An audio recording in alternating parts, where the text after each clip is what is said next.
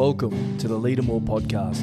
Our motive is to pass on what we've found helpful over the years through leading teams, running operations, and dealing with life's challenges. We hope you enjoy.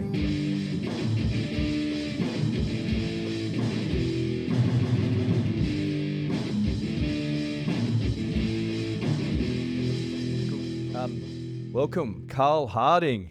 Thank you, Mr. Green. How are you, mate? Good, bro. Pleasure to be here. Yeah, I've been looking forward to sitting down with you, mate. Really appreciate you giving up your time to do so thank you.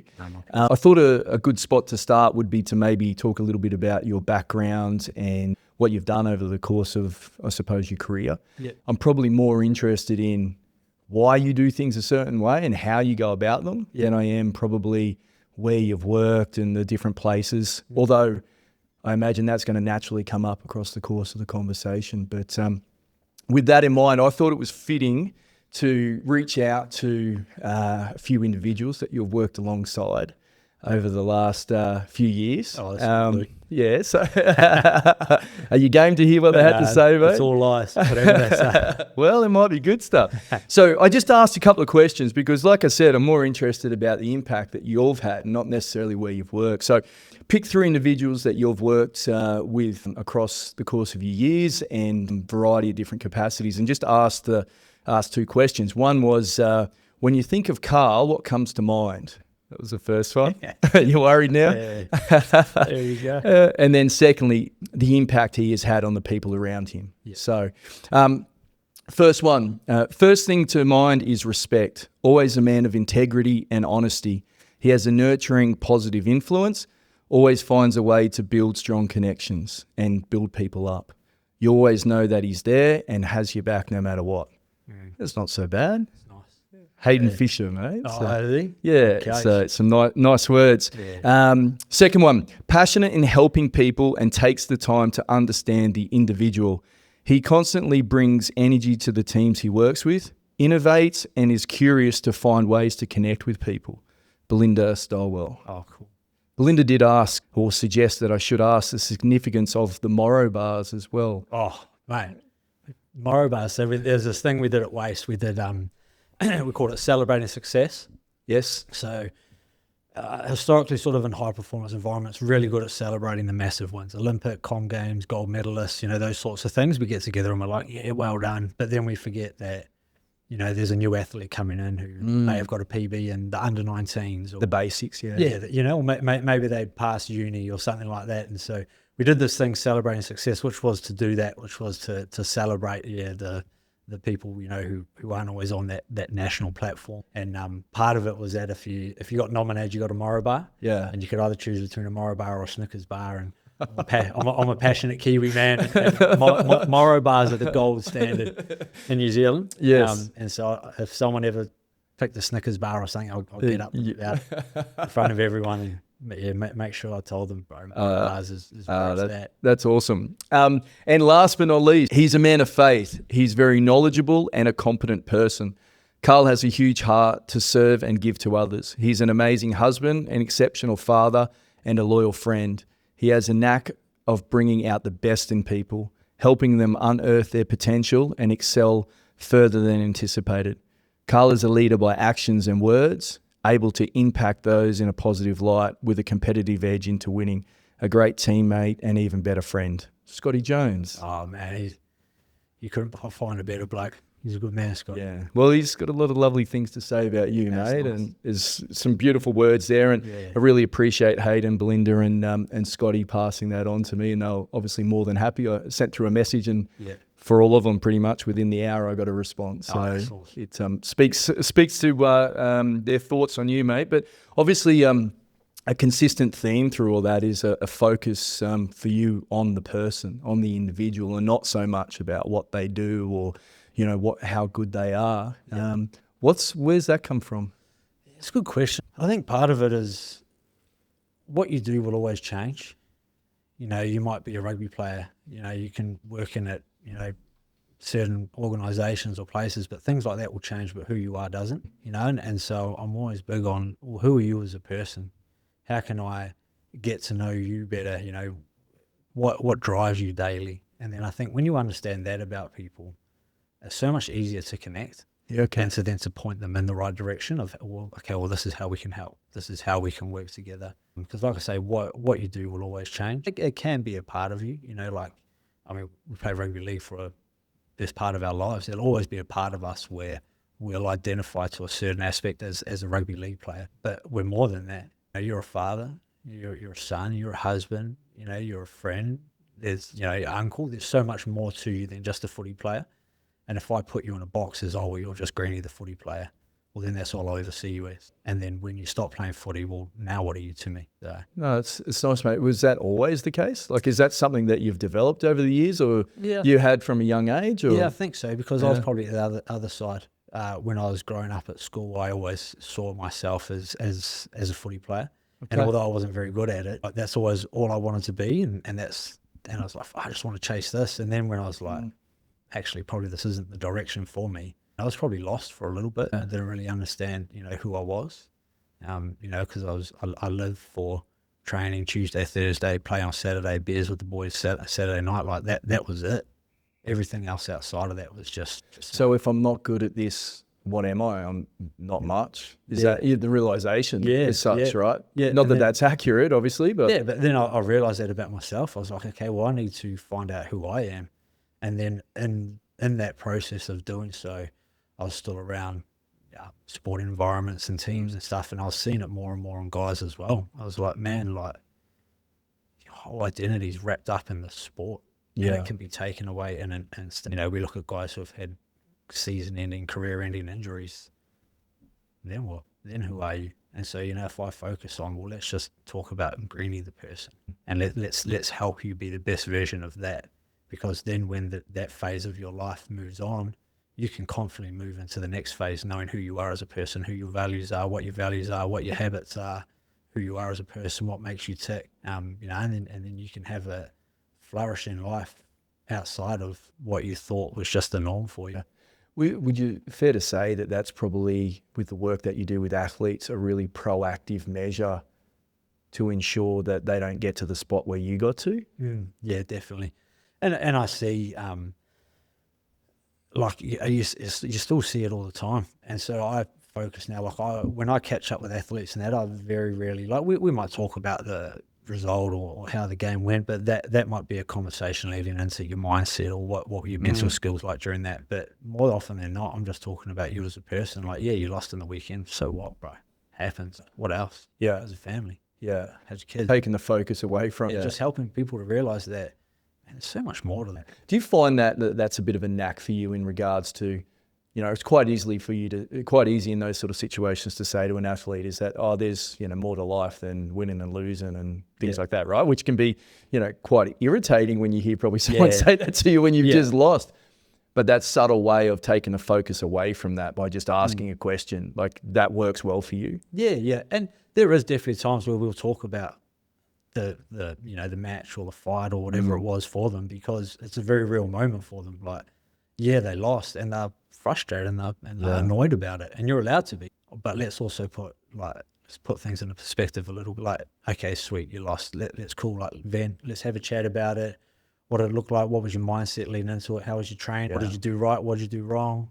Okay, sweet. We've crossed that bridge. Now what next? So work on the tangible outcomes instead of, I suppose, the feelings or where you're at, and focusing less on those. Yeah, and helping guys to understand that, man, if you emptied the tank and you did everything you could. I mean, even some of the boys on Saturday, like, they were gutted we lost. And so I chatted to them on Sunday and I'm like, well, did you feel you did everything you could? And they're like, yeah, in the moment, like, I had a good warm up. I felt like my mindset was good. I felt like my energy, my output was good. I felt like in the moment I did everything I could. And I'm like, you can't knock yourself for that. Like, perspective is great where you can look back on it and be thankful, but perspective can also, be harsh as you look back and you're like, oh, I should have done X, Y, Z. The fact of the matter is you didn't. So why are you dwelling on things that you didn't do? Focus on what you can change and what you can fix and how we can be better. Yeah, we seem to find a knack as humans, don't we, just to be, well, we call it being honest, but it's probably being way too critical of ourselves. And, I'm my own biggest critic, is a phrase that gets put around a lot. Is that something that you got to deal with a bit? Yeah. And I think as well, cultures play a part in that, particularly, with footy, working with a lot of the Kiwi boys. Tall poppy syndrome in New Zealand is really big. And so, you can go so far, but if you get too far ahead, I'm going to pull you down. Okay. Just community in Yeah, general? just community, just culture. It's just, Okay. and it's changing, definitely. But there's still a part of that, particularly for some of the older boys. It's like, oh, well, I've got to be critical about myself, because if I say that I played really well, people are going to be like, oh, settle down, mate. Yeah. Well, even that interplay between I've got high standards, and the reason why I have high standards is because I am critical of my performance. Yeah. So the balance between, okay, well, it still produces high standards for me and high performance, but then when does it tick over to being, not a great thing, right? Like that balance, I imagine is quite hard. I've found that, obviously. Yeah. Yeah, definitely. I find with a lot of the athletes we work with, we give them time frames. Like, okay, well, you got 24 hours after 24 a loss. hours. Yeah. Feel what you need to feel. Get around your support network. Network. Blame whoever it is you want to blame, or like say whatever you want to say. Flip out whoever you want to flip out. Do whatever it is you want to do. But after 24 hours, you're done. We move forward. Yeah. Because we can't stay in this moment. Yeah. And I think even for guys with their mental health and stuff, that's how they get down into these rabbit holes, is because they dwell on things for too long, and then they're like, well, how do I get out of this now? Yeah. No, for sure. We're working with different athletes, and you've, correct me if I'm wrong, you've worked with athletes across rugby league, into boxing now, and WA Institute of Sport, where there's a variety of different sports. Is there a common thread of what athletes deal with, and those, is there one sort of area that you find that you need to focus most of your time with? Yes. Or is it very varied across the different sports? So the different sports, I think there is definitely different aspects of pressures that come. I mean, you look at rugby league or rugby union, where it's a lot more professionalized and media heavy, social media. Like, a lot of guys deal with a bit of online hate, and then just the pressures of, if me or you get bumped off on a Saturday, nobody cares about it. No one sees it. But if somebody gets absolutely folded on TV, like that can go viral, and everybody sees it, and people were quick to bag them out. So there's that, but then also, I suppose, with weights and boxing and that, where it's not as, social media and that is not as heavy. I definitely see that there's the values and the identity. Guys get wrapped up in their sport, and I can understand why. When you've done something for so long and you've devoted so much of your time, means a lot. It means a lot, man. It does. Like, you want to be the best at what you do. Like, I've never met an athlete who has got into a sport and sort of climbed the ranks or the ladder to get where they are and be like, oh, I just want to be average. I've never chatted with someone and be like, what do you want from your sport? They're like, I want to be the best. And so you put so much of your time and effort into being the best that you forget who you are. Yeah. That you forget that, man, I've got a mum and dad who love me, and I haven't spoken to them all week because I've just been training and grinding. Yeah. So just helping guys to have a bit more of a perspective. Like, be dialed in. When it's time to flip the switch, flip the switch. Yes. Be ready to go. Do what you have to do, be the best. But once it's done and you've processed it, it's done. Go back to, being Greeny the dad. Yeah. Well, just thinking about like some of the stuff, and I think Boxing Australia now, you've been there for 3-4 months or so. Yeah. Just sort of starting out. And like, I sort of thinking about, I've never been a boxer, never played, necessarily an individual sport outside of swimming, but from a rugby league team sport point of view, right? You have a bad performance. Well, you can hide pretty much within the side. The side lost. There's 17 of us that lost, right? But from a boxing point of view, particularly, it's just me. Oh, yeah. I lost. I was the only one. Yeah. And to a point too, I can imagine in some instances where they're actually physically beaten, obviously. Yeah. And then the other sort of interesting fact would be is like, okay, well, you have a bad game of team sport. Normally the next week you're playing again, you've got an opportunity to, to make it right. Yeah. Boxing, a little bit more spread out in regards to events and so forth. How have you sort of found that? Has that been interesting to sort of understand? Yeah. I'm still learning. Like the scoring and the ins and outs of boxing, but then also just seeing, like you say, like some guys will fight and then they might have 6 weeks off, and then they don't fight, and they're just training and sparring. So there's definitely a process there I'm still wrapping my head around, and how to best support people through that. A bit of trial and error sometimes. You're I imagine, you know, with the work you do as you know, welfare manager and engagement manager with athletes, is like a big thing there would be a process of building trust with them. Oh, 100%. I think if I don't, in my role, if I don't have trust, then I might as well just not be there. But there's some guys, even who I'm working with now, who it has taken 4 months to build trust with. So it's... Which I can imagine, right? Like, is it, albeit that you're there and people have got some lovely words to say about you, and a lot of that is around respect and integrity. Well, they don't know that, right? They haven't had that experience with you as yet, right? And it takes time for different people, and I suppose, you know, relationships they might have had in the past and things like that. How do you go, like, with the patience with that? Is that a hard thing, or is that it is? Yeah, definitely. Because for me, I'm like, I want it now. Yeah, I want everything now. You just know you could help. Yeah. Just know I can help. Look at, like, Scotty and Belinda and Fish says some great words, but I'll spend all the time with them. Those words aren't just somebody who just met. Yes, that's come through relationship building and spending time with them. Yeah, with the guys there and girls that we're working with now, it takes time, and it's hard, a little bit frustrating at times, because I'm like, man, I can see how we can work together, and I can help you right now. I don't have the money in the bank to help you. I don't have the trust in the bank to help you yet. You don't trust me. And that's okay. Like, that's 100% sweet. Like, it. You get it. Yeah, I get it. So yeah, definitely there's that frustrating part where I'm like, oh, I just want to help you now. But I know that if I jump in and I'm like, nah, sweet, let's sit down and do this, it won't have as much as an impact. What works for you, mate? Like, to build that trust, to build relationships, what is that? Yeah. Other than just, you know, your infectious personality, obviously. Yeah, I definitely, when we're on camps and stuff, I spend as much time with them as I can. How does that work? Sorry to cut you off, but how does that work? So say, for instance, with Boxing Australia, right? Like, do you get a lot at a time, or are you just with the team all the time? Are you training with them? Like, how does that physically work? Yeah, so I'm with them all the time. Yes. So, you know, we might have training at 8 a.m, so I'll head along to training, and, you know, just be there, just be a presence. And then if they do something like a run or a weight sesh, I'll jump in and help out there. Yeah, okay. I think sometimes that's you know, the easiest way to build trust is to get in the hurt locker with someone and experience things together. Well, you've got a choice to do it or stand on the side and watch. Yeah. And you're making a choice to do it. Yeah, get in there and do it. Yeah. And mate, I don't have much else going for me, so I've got to try and keep as fit and healthy Leverage as possible. what you know, can. It keeps my wife interested in me. So that's the main thing. But yeah, so I do that, and then I have like a pretty simple approach of like 4 H's. Okay. So if I have a conversation with someone, you know, I'll weave in, you know, what's your heritage, what's your hardship, what's a highlight, and I'll just weave that into the conversation, and it just like, that's you know, your framework. Yeah. If I know those 4 things about someone, like, man, like we could talk about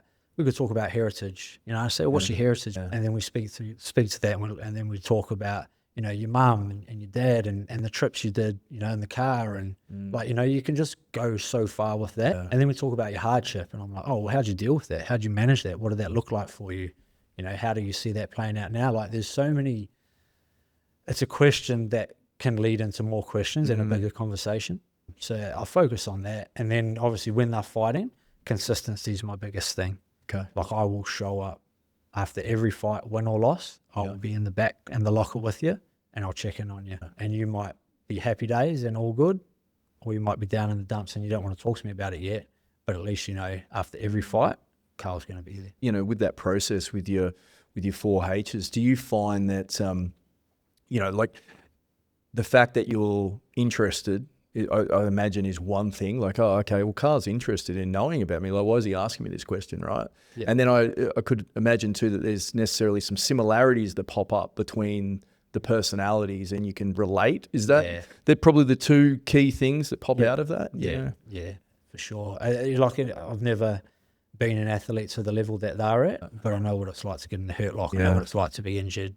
You know, I know what it's like to struggle and to struggle with teammates and struggle with coaches and to lack motivation and not want to get up and train that day. Like, they're all things that I've experienced. And then there's like your support networks away from boxing. What's mum and dad's name? What are they? Okay. When's their anniversary? Oh, they got a 50th wedding anniversary coming up. Oh, okay, get you a block of chocolate. Yeah. Like it's not to try and force the relationship. No, or or anything. manipulate But it or anything. No, No. but like I genuinely do care. Like I'm excited for people, for them when they tell me about what else is going on away from boxing. Like I actually love hearing those sorts of stories. And I'd imagine that's how you see your role, right?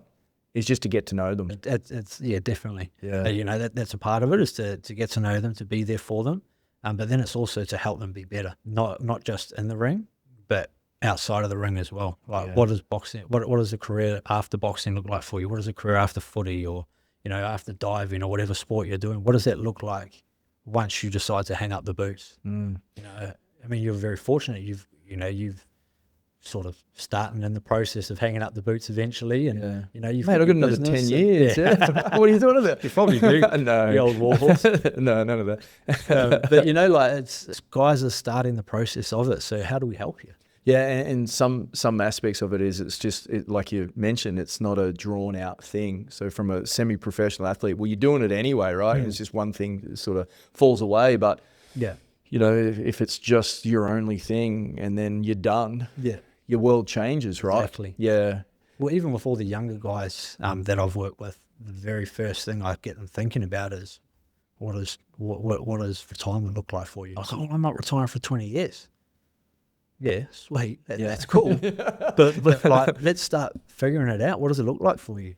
You know, how do we network? How do we use the relationships that we've got now to benefit you? Because, you know, there is an element of being genuine, but you know, you've got to use what's available to you as well. I remember with some of the footy guys, you know, would go to networking events and stuff, and I'd be like, collect every business card you can, talk to everybody you can, and then Christmas, Easter, big events, send them a message. Hey, Greenie, it's Karl here. I met you at XYZ event. Just want to wish you a Merry Christmas. Yeah. Your name's in their mind. And then when it's time to retire, and maybe that's the field you want to get into, you've built a relationship. You've got that foundation. And even so too, like if there's that stuff where you're, you know, networking as the example, you're putting yourself out there, and that can be a bit confronting from a networking point of view, but it helps you to, if you can do that, you're going to be able to have tougher conversations with your coach, be able to have different conversations, and like that little pointer that you sort of said about, you know, just messages and different things at certain times. Well, why can't you do that with the people that you already work with as well? Yeah. And how is that going to not help you achieve your goals, right? Yeah. But also too, just make you feel good because you're doing the right thing. Exactly, yeah. And you know, it's not even, you might not even achieve your goals, but geez, you'll still be known as a good person. This is what I'm about. Guys, don't we want to be good people? Yeah. I think everybody inherently wants to be. We all want to be good people. We want to be liked. We want to be respected. Just need a little bit of a nudge in the right direction. Yeah. And I find with the younger guys, this generation, it is a little bit harder. Okay. You know, they've got social media, they've got phones in front of them. Everything's a now. You don't have to wait for anything. You know, you want pizza? Oh, sweet, I'll order it now. I remember, probably showing my age here, but mate, if I want pizza, I've got to call up Eagle Boys. 15 minutes. They don't deliver. There's no tracker. There's no tracker. They don't deliver to my suburb, so I've got to go and meet them at the wharf. Yeah. Like it was, just on your heritage, right? Yeah. Grew up in Wellington. Yeah. Is that correct? Yeah. Talk to me about that. Like brothers, sisters, your hometown. Yeah. So I grew up in Wellington, New Zealand. Yeah. Loved it. Still love it. Still New Zealand. Australia's home, but New Zealand's will always have a part of me as well. And I went to a school called Rongotai College. Okay. Loved it. It was just some of the best boys times school? of life. All boys school. Pretty low. So in New Zealand, I'm not sure if they still do it this way, but they used to do it in deciles. So like decile 5 was like private. Everyone comes from money. Okay. And then it would go down, and our school was probably like a decile 1, decile 2, like very multicultural.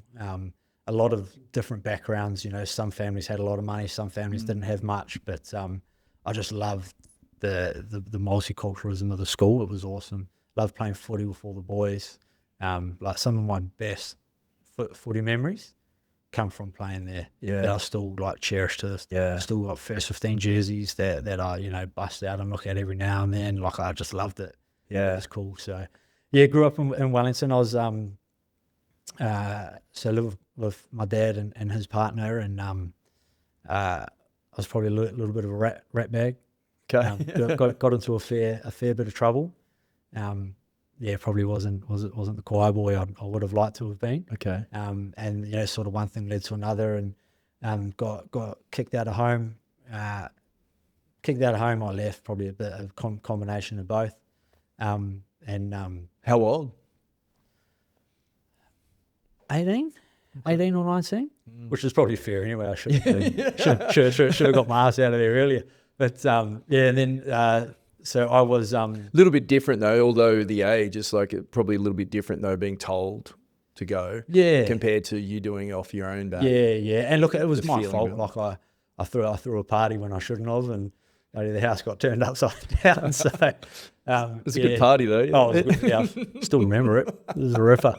But so then I slept in my car for a little bit at the beach. All right. Because I was pretty proud. Like I didn't want to tell anyone, and I didn't want to ask for help. And I was like, sweet, I'm just gonna have to just put my big boy pants on here and just deal with it. And it was actually pretty cool because I was asleep at the beach, and in the car, the station wagon, Mitsubishi Lancer, white one, beauty. And have my surfboard on the back, and I'd wake up, I'd go for a surf, come in, have a shower out at the beach there, and then I worked as like a teacher aide at a school. Okay. And so I'd go off there and do that, and then go to footy training like nothing would happen, and then just rinse and repeat. But some of my mates got wind of it. They're my Isle family, and they come to the beach. They took me in, and honestly, you couldn't pay me to say a bad word about that family. Yeah. They loved me like their own. I remember the first or second night I was staying there, like the dad sat me down and he was like, "You're my son. I'm gonna treat you like my son. I'm gonna teach you family values. I'm gonna teach you about our culture." And I was like, "Man, this is incredible." And he held me accountable, which was really good, which I probably needed at the time. And the sort of the lead up to that would probably put me in the right frame of mind to be able to receive that. And man, like to this day, I just love them like a family. They looked after me so well, treated me like I say, like a brother, like a son. And just like, I honestly believe I wouldn't be here living the life that I get to live if it wasn't for them. Yeah, a pretty formative experience by the sounds. Yeah. Growing up, did you ever know what you wanted to do, or was it just not a thought? I always wanted to be a footy player. You grew up in New Zealand, everyone wants to play for the All Blacks, and that's what I thought I wanted to do, and I did want to do it, but the reality was I wasn't good enough, and that's sweet. Like I probably got a lot of opportunities that I wouldn't have got if it wasn't for the players around me. Like I had some amazing, like even some guys who are still playing professional rugby to this day, I got to play with them, and they made me look a whole lot better than what I was. So. Yeah, it's funny though, like you sort of say it's, I wasn't good enough, and that's sweet. But I know from my personal point of view, growing up, just wanting to play rugby league professionally, that's all I ever knew that I wanted to do, right? Pretty similar. But that, I'm not good enough, or it didn't work out for me. Yeah. Like that's not as simple as saying that. That is something that you carry for a lot of years, right? Yeah. And I feel like you try to do everything you can to make yourself good enough. Like I took up opportunities to go and play overseas, and try and find other ways to force my way in there. It just didn't happen. Yeah. Like those two examples though, it probably makes some sense in my mind why you're doing what you're doing now though. Family taking you in, caring for you, giving you some accountability, and setting some boundaries and supporting you and dragging you out of a tough time. Yeah. But then also too the footy player that never was, and wanting to sort of be involved in that environment still. Yeah. And I did find it, even when I was playing footy and doing what I was doing, I was almost doing this role without even knowing it was a role. I think naturally I'm quite empathetic, and want to help people. It's probably a part of my upbringing.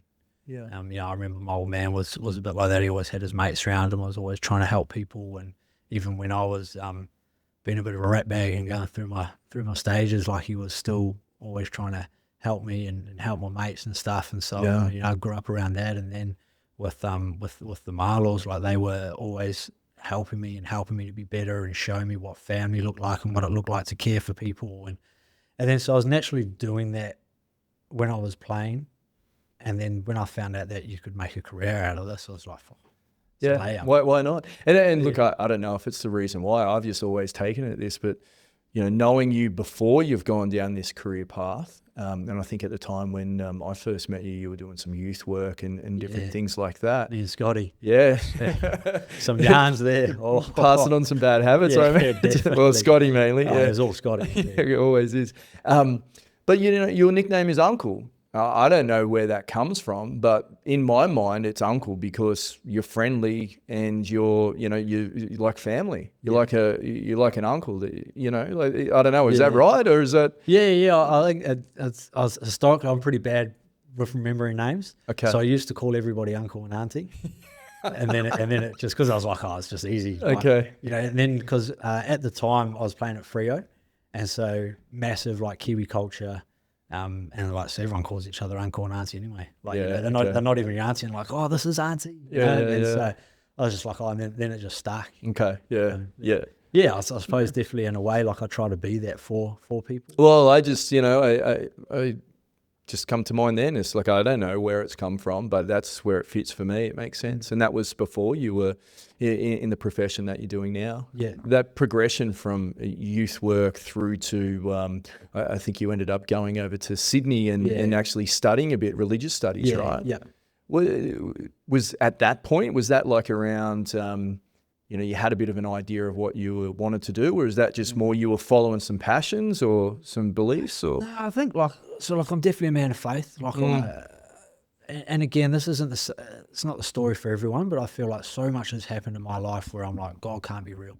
It's just impossible for me to say like, well, God's not real. But like, just so much has happened in my life. I'm like 100%. And I'll never force that on anybody. I want everybody to, come to church and have a relationship with God and everything. But I know that's not the case for everyone. Everybody's got to do their own path, and I'd never force that on anyone. But for me, I was like, oh, okay, well, I think I want to be a pastor. And so there was a Bible school in Perth. The church that we go to now had a Bible school, and I tried it out, and I was like, oh, it's not that I don't like it. I don't know. It just wasn't for you. Yeah, it just wasn't for me. Felt like I was bit of an adventurer growing up, like I spent a bit of time in England, a bit of time in America, like I sort of traveled around, and I was, maybe that itch was coming up. I was like, oh, I want to go and experience something else. And, so me and my wife we just had Albury at the time, we moved to Sydney because I went to Hillsong College for 3 years to study because I was like, oh, I want to be a pastor. Like, at the time, Hillsong was the epitome of what church leadership looked like and how it should be done and to probably to an extent still is today. And so I was like, oh, sweet, well, I'll go over there and we'll study and just see how we go. And I got over there and I've been doing a bit of work with the NRL in Perth as chaplain for the Pirates and then just the clubs as a whole. And then when I got over to Sydney, there's a guy, George Dancy, he's the chaplain of the Parramatta Eels. And he went to the church that I was going to. I think somebody put us in touch with each other. And he was like, oh, look, we've got a gig with the Jersey Flag side, and come down and help out. And, I did a little bit with the first grade side, helping him out as well. And he was transitioning from chaplain to wellbeing officer. And I was like, man, this is pretty cool. Yeah, there's a path here. Yeah, there's a path. Like, I've always loved doing this. Like, why not make a career out of it? Yeah. So I finished my studies. I still completed the full 3 years because I think, and even George was saying, like, it's like pastoral care is huge. Like, it's caring for people. But now you've got another string to your bow. Christian, or faith and rugby league is quite a high, specifically among the Pacific Island community. So it sort of, gave me another avenue of credibility there as well. But then I, studied and did the Cert 4 in elite athlete wellbeing and Cert 4 in career development and just sort of chipped away at some things there. And from there I went up to Brisbane to work at a school once I finished studying there, and did some work with the North Devils in the Q Cup.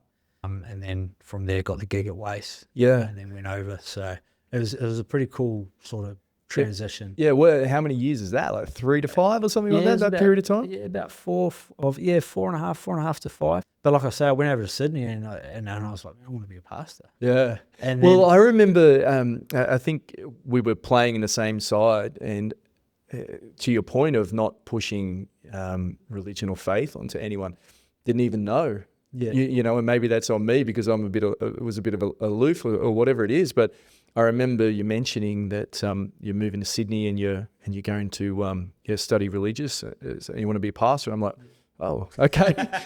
And not that you're a rat bag or doing anything untoward, compared to some of the others around the place. But I remember thinking, I never realised that. Yeah. And you do. Like there are people within those communities that really do shove it down your throat, right? And like from a faith point of view, like what does that add to your life? Do you feel like what is that? Like I get that there's probably some things that you think, these just can't be a coincidence, but you still you still practice, right? Yeah. And so like what does it add to you?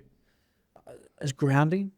Keeps me like never get too high, never get too low. It helps. It definitely helps me in my role. To a big part of my faith is that it's not about me. Mm-hmm. It's about other people.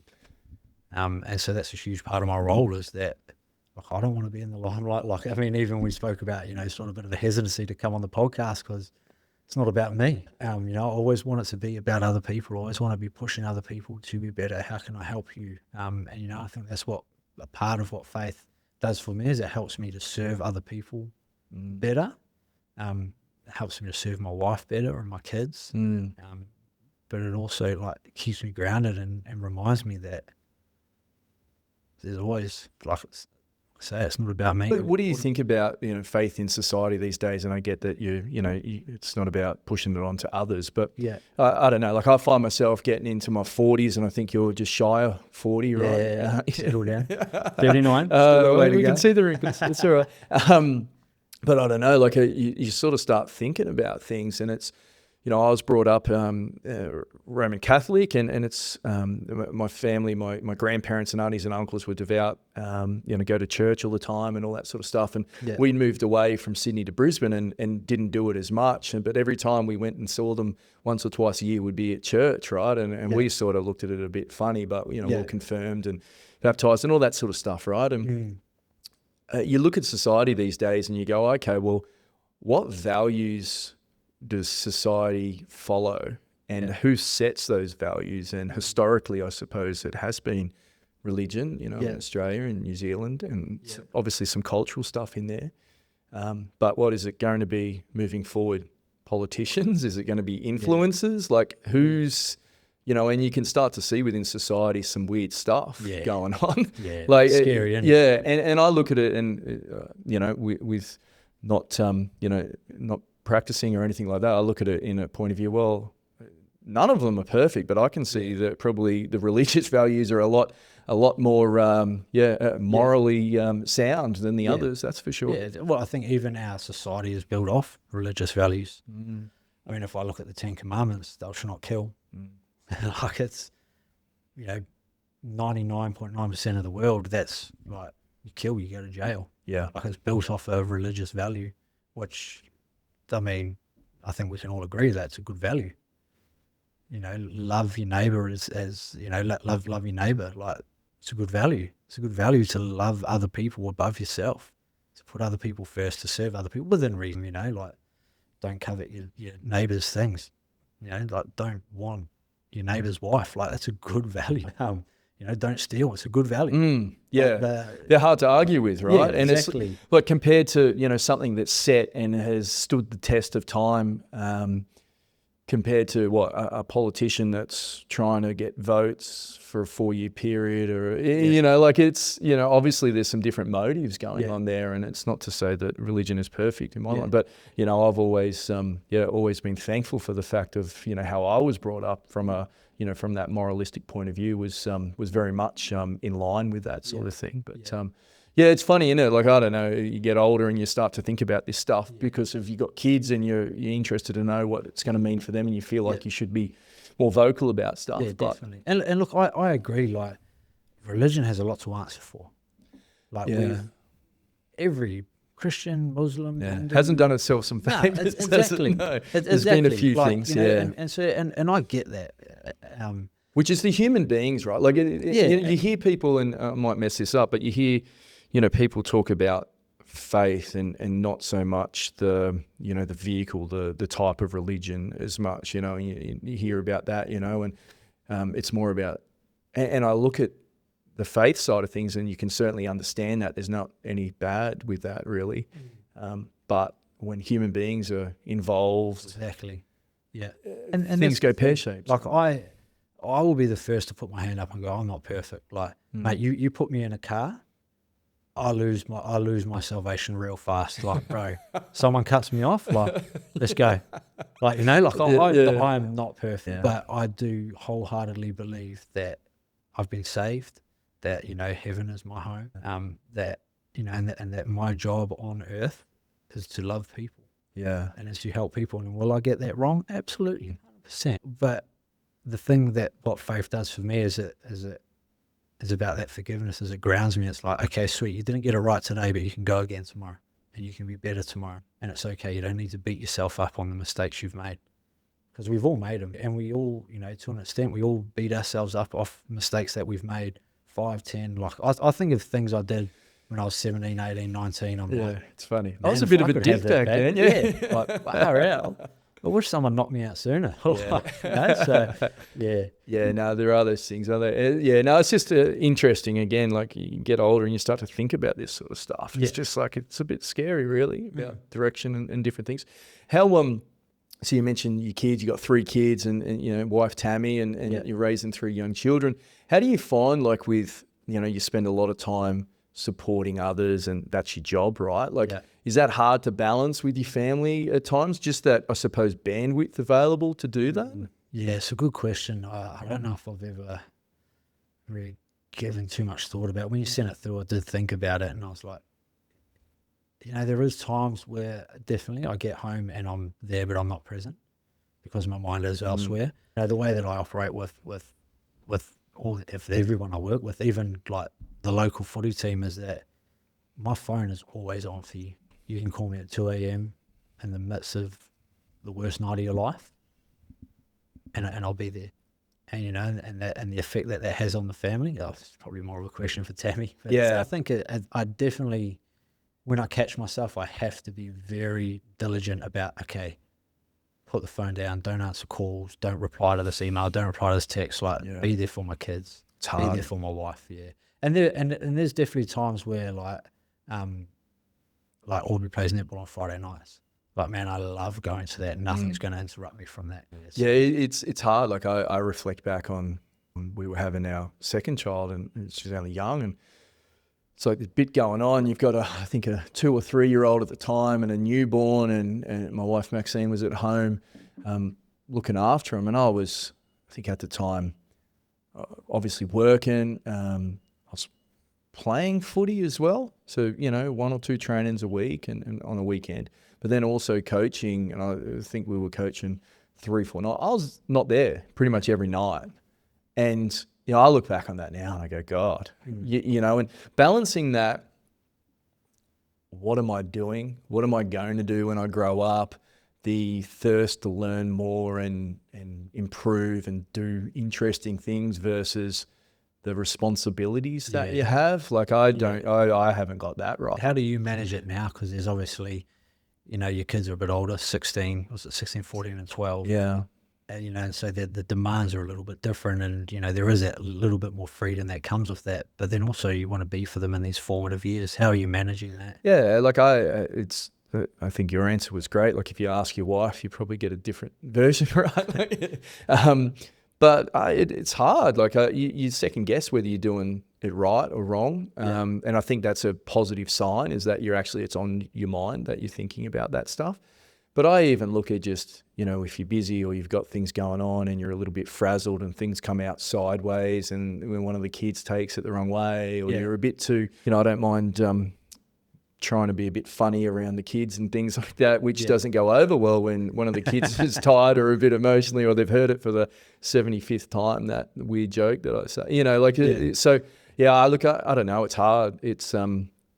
It's just I've sort of found it's a hard time in life in regards to just logistically kids going everywhere, and our kids are doing fantastic with sport and school, and we're so proud of them. But it's just there's lots of things and lots of movement. So, but it is hard. I find it hard. How do you keep relationships with them? Because obviously there's a bit of time you spend together as a family, but then there needs to be that one-to-one connection as well. Yeah, well, I probably find the one-to-one connection is easier. Yeah, I find the amount of time we get together is harder.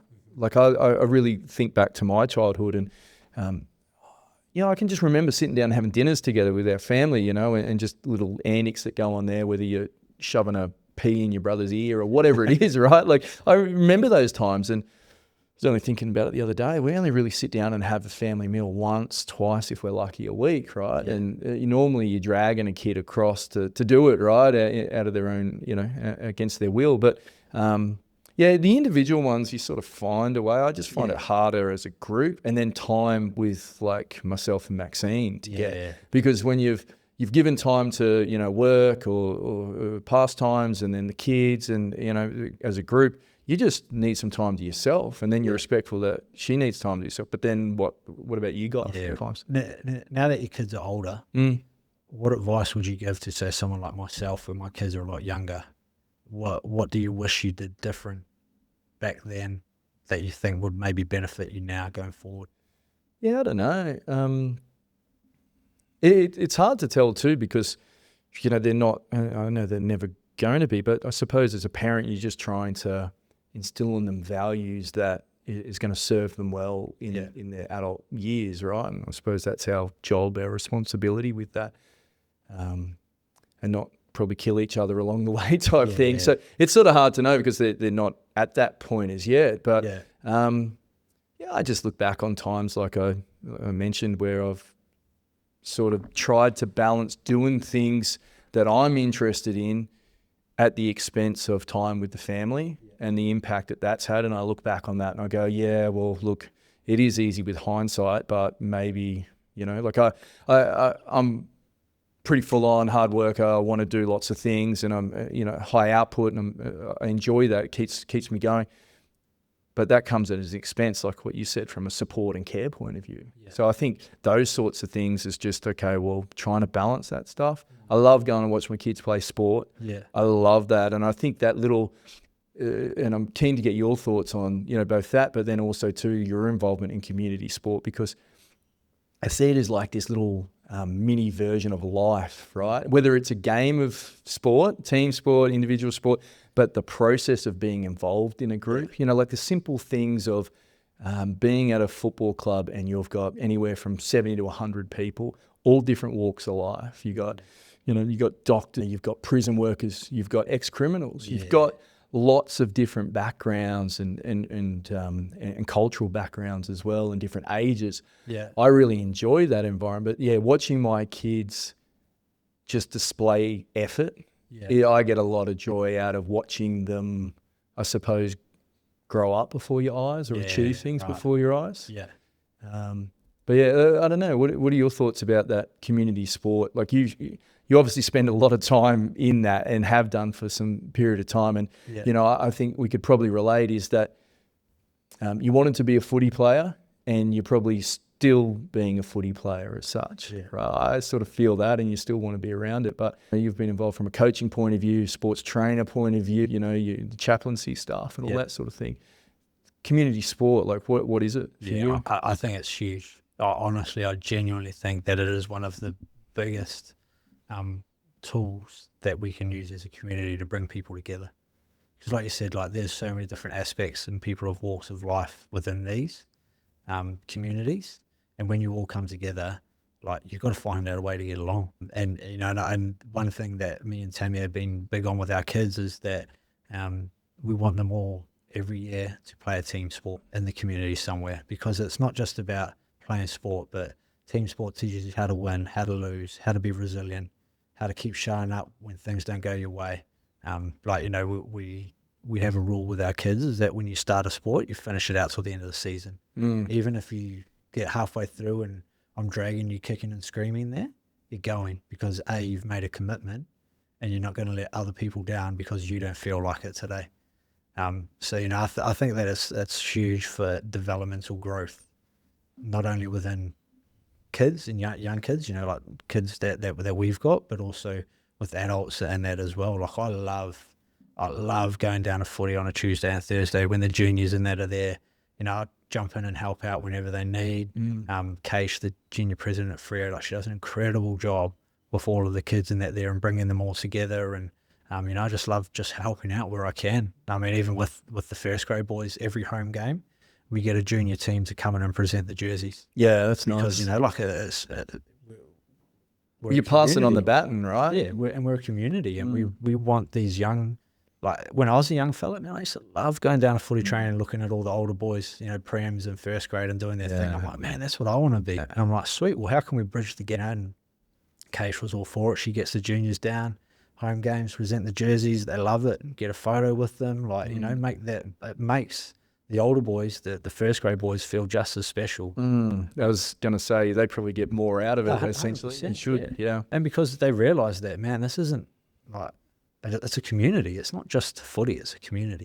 Yeah, it's funny, isn't it? It's like, because it's that little microcosm of life, like all the little lessons you learn, like, you know, commitment, you know, keeping a commitment and, you know, working towards goals or community aspect, you know, it translates to life, right? And I can't speak highly enough of it, right? It's from a, you know, being involved from a religious community side of thing and a sporting community, are they pretty similar, or is there some real differences? Yeah, definitely. Like even in church, like there's heaps of people in church who different walks of life, probably people that maybe I wouldn't necessarily hang out with outside of, but it forces you to come together and you find something that you've got in common. And sweet, and then we start from there. Let's build relationship and community that way. Yeah, I think there's both play their benefits, definitely. No, for sure. And one thing I probably do love about community sport as well is, well, I would like to probably show my age a bit, but like we know the participation in that, like everyone gets a participation. Yes. Like it's not for my kids, and this, you know, if people listening, if they love that for their kids, like 100% buy into it and get onto it. But for my kids, I just don't think that it's something that I would necessarily agree with. Like I don't think it teaches them good life skills. Yeah, you get rewarded for showing up. What happens when you go for your job interview and you don't get the job interview? Well, yeah, and look, we just we did an episode on competition and we touched on this thing, right? And the interplay of empathy and I feel for that person who didn't get an award. So that means I'm going to fix that, right? Yeah. But yeah, the longer term effect, like you've just spoken about your life and some of the pivotal moments in your life that were very tough. And if you didn't have those, well, you wouldn't be doing what you're doing now, right? And you learn so much from your setbacks and so forth. And if a kid gets to a point, like you said, they get into the real world and start getting those setbacks because they haven't been conditioned to deal with adversity. Yeah. How are they going to respond? Yeah, exactly. Where do they turn to? What's their outlet? Do they become a victim? Yeah. They're more likely to, you would expect, you know, and what they use to deal with that situation. And you can still not get the award, and somebody can still like show empathy towards you. Yeah. But you know, like if my kids get an award, like don't go rubbing it in someone's face. Be humble about it. Yeah, correct. Go and check in on them. Like, hey, you know, like you didn't get the award, but man, you still play good. Yeah, there's it takes me back because there's a few times, and there's always these little, you know, lessons. And again, it's the great thing about sport is it just puts you in these situations with your kids where you can point them in the direction. But you know, like your kid's disappointed about losing a cross country event or you know not getting an MVP award. It's like going out of your way and getting them to congratulate that person. Yeah. Yeah. You know, that humility there, it's that lesson of that, you know, it's like, it's the right thing to do. That's what you would expect. Yeah. And you know, a great, definitely opened my eyes with boxing is that, like I've seen guys lose in the ring and then go and shake everybody's hand and hold the ring ropes open for the winner to walk out of. Yeah. Okay. Man, that's awesome. Yeah, you didn't get the result, but you're still being humble about it, and you're still showing humility and sportsmanship. And I think that speaks a lot about people's character. There's tough conversations when you're working with an athlete and they're portraying things that are conflicting to that. Yeah. And you know that they're better than that, or you just feel that that standard should be different. Yeah. How do you go with those tough conversations? Is that hard? Yeah. Again, what time frame are we talking? I was just 2 hours after they've lost. And I'm like, if it is, then I'm just going to let them just be like, yeah, sweet. Like, okay, you're entitled to feel hard done by. You're entitled to be pissed off. You can be upset. You can be annoyed. You can shout and scream, whatever you want. But if I'm having this conversation 24, 36, 48 hours afterwards, then I'm going to be like, okay, cool, let's break down. What did we do? What did you do right? What did you do wrong? How was your preparation? Do you find they answer that question? Yeah. Yeah. Usually, again, it takes trust. And there's guys, maybe not with it, actually, probably not with everyone, because I just haven't built that currency with them yet, where they maybe feel comfortable having those conversations with me. There's and I'm okay with that. Like, there's people who don't give me the time of day, and that's cool. But then there's also some guys who, after a fight, we sit down and we go through all of these things and we talk about, the build up and what was going on at home, and and they're really open and honest about that, because we've built the trust with them, so you can begin to plant seeds of change there. You've mentioned currency a couple of times, and I've heard you talk about it before. Withdrawing out of the ATM. Yeah. Talk to me about that. Yeah, well, I think it's you always want to be depositing into people. If I'm constantly depositing into you, spending time with you, talking about, asking about your family, talking to you, your struggles and what's going on, and celebrating the wins with you, and depositing and depositing and depositing. And then when it's time to go, hey, Greenie, your behaviour here probably wasn't up to standard. You got money in the bank. I've got money in the bank, and I can withdraw it. Okay. And I can go, hey, look, I still care about you and I still believe in you, but I'm just going to take a little bit here, and it might sting a little bit, might drop your bank account down a little bit, but something you need to hear. And if you want to be the best, you need to hear these. Yeah. And I suppose if your funds are very low, and you're given that feedback, you haven't earned the right exactly. to give that. And then usually that's when they're, what do you know? You don't know. What do you know about boxing? What do you know about me? Yeah, your relationship becomes bankrupt, right? Yeah. And then you're like, man, I've got a mountain to climb here to just get some level of respect back, let alone getting into the place where we can talk into each other's lives. Is that hard in your roles with, proactive measures, building relationships, depositing, all that sort of stuff? Do you find that you get enough time to do those proactive measures, or are you reactive? Because there's going to be things that pop up that are unscripted, right, that you've got to deal with. I think, as I started off in the job, everything was reactive because I didn't know anyone. And so everything I was reacting to the information I had right then and there. And that's not just with boxing, that's at Waste, and that was with footy and everything like that. But getting the coaches on side, huge. Game changers, because everybody trusts the coach. Well, I'm interested in this, right? Like I'd imagine that your role, and it depends, but your role with athletes, you can do that pretty easy, right? That influencing of coaches above and to the side of you, and with a new, let's say, industry, a new role as such, within the elite sporting landscape, does that have the respect that it should? And influencing coaches to understand that, because there's always that balance between, we want to win, we want performance, but if that's, where does the point come in about, the effect that that's having on the individual athlete? Where's the line there? And you're the advocate for that. How's that go? Well, part of my role is to advocate that well-being is an enabler for performance. If life is cruising, you're going to perform better. We even think about games we've played. Like, if I've had an argument with Tammy, or, something's gone wrong, or one of the kids is sick or something like that, and I show up to footy and my mind is elsewhere, then I'm not going to perform to the best of my abilities.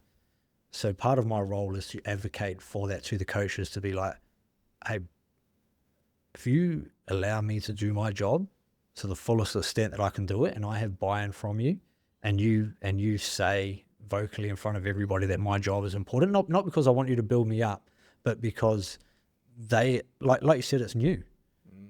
If they know that, okay, the coach values this as well, I'm going to buy into it. You're going to get better results. Yeah, well, a lot of aspects, like, and you'll understand from a coaching point of view, is that you're trying to get across a certain amount of stuff, and there's always a lot more to get across than the time that you have, right? So that can be hard. Yeah. I'd imagine that hasn't always been easy. Nah, definitely. And because the coach's job is to win. You know, like that, if we boil it down to the nuts and bolts, the coach's job is to get results. And if the coach doesn't get results, he's the first one gone. No one looks at the wellbeing officer and goes, we're not getting results, let's can the wellbeing bloke. Bad luck, mate. Yeah. Like, you know. So it is a struggle, and it's with every sport I've faced, and particularly a generational thing as well. The older coaches, you know, like, you'd understand, yeah, like the older coaches are like, well, mate, I give someone a spray and they be better about it. But this generation, they don't operate like that. Rightly or wrongly, they don't. So we need to find other ways. Is that part of your role within the places that you operate? Is that feedback to coaches as well, and that welfare and support for coaches? Yeah, and definitely advocating for it. I've found with all coaches across all roles, waist, footy, boxing, everything, is that you have to show them that this is valuable, because they're not there to think about well-being as such. It does cross their mind, you know, and they do, you know, I mean, the coach is the wellbeing officer, the coach is the S&C, the physio, like, they cover a whole lot of areas because people trust the coach the most. So my job is to influence the coach into, like, okay, this is actually really important. And, you know, and the way that I do that is, like anything with a relationship, it has to start off with trust. You know, I've got to earn the coach's trust first to then be able to speak into that environment. Is that different to what you do with athletes, though? How do you do that? Is that just, again, rolling your sleeves up and being involved, or what's the strategy there? Yeah, being involved, helping the coach when you need. Like, you want me to go and collect all the cones? You want me to pass some footies out? Like, again, showing the coach that I'm here, I'm invested in this. Whatever the team needs. Yeah, but then it's also feeding back to the coach and like, you know, being like, hey, coach, we did this. We did a mental skills workshop, and X, Y, and Z are working on it, and they're going to use it in the corner, or you know, they're going to use it on the game, or they're going to use it when they're jumping off the platform and diving, like whatever it may look like. And this was the result. And so we sought to build a bit of credibility that way, that this is what we've done and this is how it worked. But then also is the athletes, the feedback that we get from the athletes all goes back to the coach. And so, you know, athletes talk among athletes, but then they also talk to the coach as well. Okay. And they're like, man, this was really important for me. Yeah, okay. You've got some advocates as sponsors as such. Yeah. And don't get me wrong, there is times where, you know, when I first started out with boxing, one of the athletes was just having a really tough time, was burnt out, struggling mentally and physically overseas, and I had no currency with the coach. But I had to advocate for the athlete, and I had to say, coach, like, actually, they just need to go home. And that was tough. You know, and maybe that withdrew from the bank account, I don't know, without having any credit in there. But it was the right thing to do. Yeah, it was the right thing to do. Yeah. And so, you know, that's what I weigh up as well, is like, well, what do I want to do and what's the right thing to do? And sometimes the right thing to do far outweighs the process that I want to take to get there. Sometimes you just got to throw a punch. Yeah. The boxing analogies are already there, man. I like it. I just, you know, like, we do a lot of stuff with leaders and teams, and there's just such a focus, and you know yourself, just the higher you go in positions and the more responsibility you have, the less support you get. So from a coach's point of view, it's just like, you know, the simple math of, okay, well, I've got, you know, 10 in the team or 20 in the team that I need to divide my time. And I've got some support staff, but it's not one-to-one. Whereas a player, they've got one job. Like, it's just them as such, you know, and but they're getting a lot of support. And Yeah. then that coach, not so much. Yeah. They've got a lot of responsibility, a lot of pressures in their life. They're, in most cases, they're not like a younger athlete that are, maybe staying at home, just starting out in life, so to speak. And this is their focus. They've got kids, they've got responsibilities, mortgages, all this sort of burden outside of sport too. 100%. Yeah, I really feel for coaches, man. Like, it is a tough, lonely job. Not just in boxing, but like at weights, at footy, like local clubs, everything. Like, my heart goes out to coaches, and I really try to be there for them as much as I can. And just check in on them and see how they're going, and like I say, build that trust and everything, but also just show them, like, bro, we care for you. Yeah. Like, this job is tough. It is a thankless job, right? It's so thankless. When things go wrong, it's on you, but when things go right, it's how it should be. It should be for it's the team. You look at like Desi Hazel with the Titans at the moment. Like, he's copping it. But he's not the one missing tackles, dropping balls, missing shots at goal, making wrong reads, like making system errors. That's not on him. No. But because they're doing so bad, it's easy to point the blame at him. But I bet if like Ricky Stewart or something at the Raiders, everyone's loving the Raiders at the moment. Yeah. Because they're all doing the right things. Well, probably Ricky Stewart. Bloke's been there forever, created some systems, created a culture, created some habits, brought some of these guys through the younger grades. Like, let's make sure we give him his flowers. No, it's easily forgotten, isn't it? Easily forgotten. How have you gone from a point of view, like say an athlete doesn't want to necessarily, you can just feel that they're hesitant to build a relationship with you, or they're pushing back a bit. Yeah. Do you remember the time where it clicked over from, okay, I'm taking that personally, why not? And it may be just a bit of a subconscious thing to like now, oh no, I get it. I'll just be patient. Yeah. Like, can you remember that, or is that? Yeah, I think I grew up so much wanting to be liked that it gets to a point where it's so tiring. Yeah. And you're like, mate, the mask. I'm just like, mate, I'm just over this. And then so there's like, I have a big thing with every sport I'm involved in. I feed the hungry. You want it? I will give you hours upon hours, info upon info, conversations, like whatever you want, I'll give it to you. And if you don't, that's cool. But I'm not going to chase you. And I say this to every athlete. I say, I will fight and die for you. There is nothing that is too hard, but I will not chase you. If you want something, you come and let me know about it, and we'll work together to get the result. And so there's definitely athletes that don't want it. They'll have surface level conversations with me. We might play some cards together, and that's cool. Ticking a box, yeah. Yeah, that's cool. But I will still aim to build currency with you. After every fight, after every game, I will check in with you. I still want to know if you're just okay. Consistent, yeah. Yeah, just be consistent. And that's what I say. Even to some of the footy guys, I'm like, guys, I don't want you to go on there and give me 5 big efforts over 20 minutes. I want you to go on there and be consistent for 20 minutes. And that's my approach. Is like, I'm just going to be consistent. Yeah. And when you choose to engage, I'm here for you. And if you never choose to engage, that's cool as well, because I'm feeding the hungry elsewhere. It's really relevant, that consistency thing, right? And it's like, all those analogies of when you're at the gym, well, you're going to the dentist, right? It's like, okay, well, are your teeth going to fall out if you go to the dentist every 12 months? Or is it the brushing every morning and night that actually is the big thing, right? And that consistency from a leadership point of view. Yeah. It's just not like, oh, okay, well, and I probably do myself out of a bit of business, but it's just like, okay, well, don't expect that you're going to be a ready-made leader after a leadership workshop with our business. Yeah. Like, it's not what it's about. Yeah. It's a good thing. It's good to get a checkup. It's good to learn some stuff and reset and, continually to grow and push and be accountable. But that's not you. You guys, the consistency is the key. Yeah. You got to change your habits. Like, we talk a lot about aligning to our values, which is very true and very good. But to align to your values, you've got to change your habits. And so sometimes that's what it's about. It's like, I value this, but my habits are all over the show. Yeah. Well, I need to change my habits that aligns to my value. And that's that consistency piece. Where I value having my teeth. Well, consistently, I need to brush my teeth twice a day. Do you find people you talk to and the leaders you work with, they're looking for this massive golden nugget that are going to change their life? And then you come in and you're like, be consistent, show up, work towards your values. Simple things. Yeah, you do. It shocks them a bit. Yeah, you do. And it's annoying in the fact that you can't help more. So say, for instance, if you've been you're in contact with a potential client, and then after a period of time, you sort of get to the point where you're working with them, and if you were there 6 months earlier at the start, you could have helped them so much more. Yeah.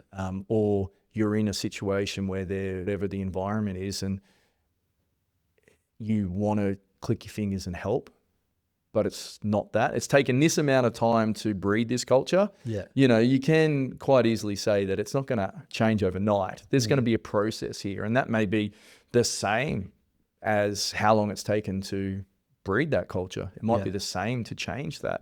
Could be longer, could be shorter, depending upon resources and how eager people are. Yeah. Right.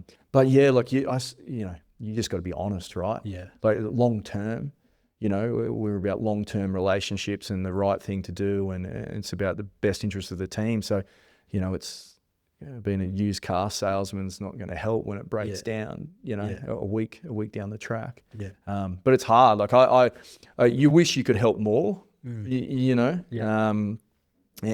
too, if you were there a little bit earlier, you could.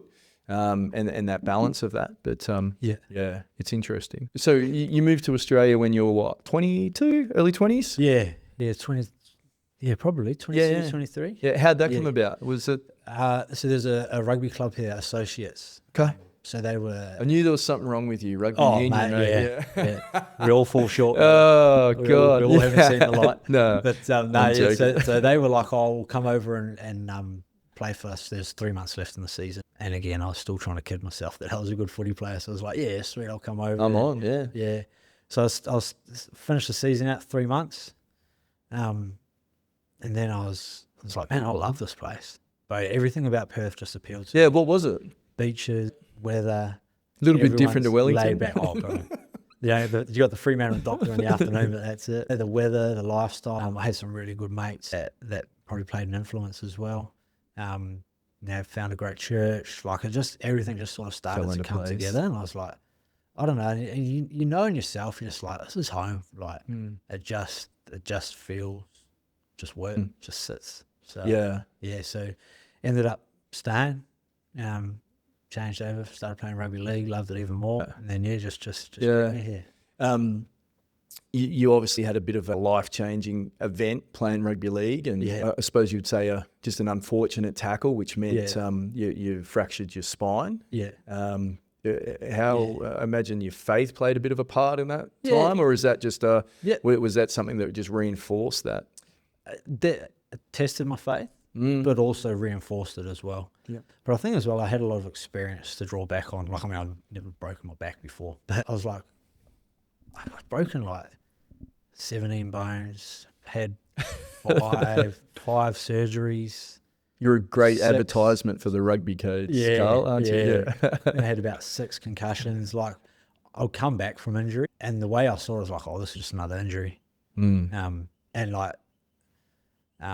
And even so, in the way that I probably approached it, like it happened, and when it happened, I could feel it happening, and I said to the guys, like, oh, my neck. In the tackle, and it felt like he just went harder, which you didn't. It's just that, and then so I was lying there, and I think Ike come over and was like, "You all right?" And it's like, probably just getting into me, telling me to get up, and then the trainers come on, and because I'd had so many injuries before, I was like, "Oh, it's just another one. Like, just stand me up." And so they were like, "Oh, nah, stay there," and I kept badgering them. I was like, no, just like stand me up. Like, I just want to keep going. Just wanted to play on. And so they reluctantly stood me up, and I went to take a step, and just nothing worked, and I just fell flat on my face. And then they're like, "Oh, okay, no, we should probably get the ambos here." Not a good sign. Yeah. And so the ambos whisked me off, and I was in the hospital, and I still at this stage I had like real light tingling, pins and needles in my fingers, like real light, but I couldn't feel my feet. And I don't know if that was just like the adrenaline and sort of everything. I don't know. I don't know what. I'm not a doctor. I don't know. Yeah. But I just knew that I just couldn't feel stuff, and so I'm lying in this hospital bed, and because we play at like 3:30 or 4 or whenever it was, and it was like shift changeover. So these 2 doctors come charging in, and I'm lying there like a statue. They've bloody got me all strapped up in this massive neck brace, and I can't move anything, and I can just move my eyes, and that's it. And it was like a, I don't know what they're called, like learner doctors, like bloody, I don't know, whatever they're called. He wasn't a fully fledged doctor. He was still bloody figuring it out. And so they were doing this shift changeover, and this doctor goes, "Oh, this is Karl, awaiting test results, either quadriplegic or paraplegic." And I was like, "Bloody, excuse me? What do you mean? What's going on here?" And then they're like, "Oh no, don't stress. We just, we usually, say the worst and expect the best or something like that." And I was like, "Far out, this is set in." Yeah, I was like, "Man, this is pretty heavy." And so then they and because the bloke in the bed next to me had broken one thing that I fractured, and he was cooked, like I think he was a quadriplegic. And so then that come into play. I was like, all right, I'm hearing them talk to this guy, and mate, he's in tears, and he didn't have any family there, and he was an older boy, and I was like, far out, this will be good. What's next? And then Scotty Jones come up after the game, and mate, it was just there was probably three people. So there was Scotty. So I was lying there, and he grabbed my hand, and I just started crying. And because I think the sort of reality of like, oh, okay, this might actually be super serious. And then he started crying with me. And like, like Scotty Jones was like man of steel, tough as old boots. Like if I'm down a dark alley and I'm in a brawl, like I want Scotty with me. He's handy to have. Yeah, like he's got that dog in them, and just to have him just come down to my level and just sort of sympathise with me, it almost took the sting out of it, and I was like, okay, sweet, whatever comes now, it's just it is what it is. And then the doctors come in, I don't know, however long it was later, and they're like, oh, no, it's just crushed nerves or whatever it was or something like that. Yeah, and I was like, oh, sweet, you could have led with that. But yeah, so then I was in this, still full neck brace and everything. But then, so there was Scotty. So like Scotty really taught me about the importance of, even when people, like going down to people's level and just being where they're at and just being with them wherever they're at. And like, that's a lesson that Scotty taught me that day that has stayed with me for the rest of my life. Yeah, okay. Wherever people are at, and again, we talk about that time frame. Within that moment, I just come down to their level. You want to cry? Let's cry. It's okay. And as men, they're like, oh, well, you shouldn't do that. And, the narrative's changing a bit, but even just that showed me that, okay, sweet, it's all good to cry. And then Smitty came to the hospital a few days later, the little warhorse that he is. And this is just etched in my brain, but he was like, oh, who was it?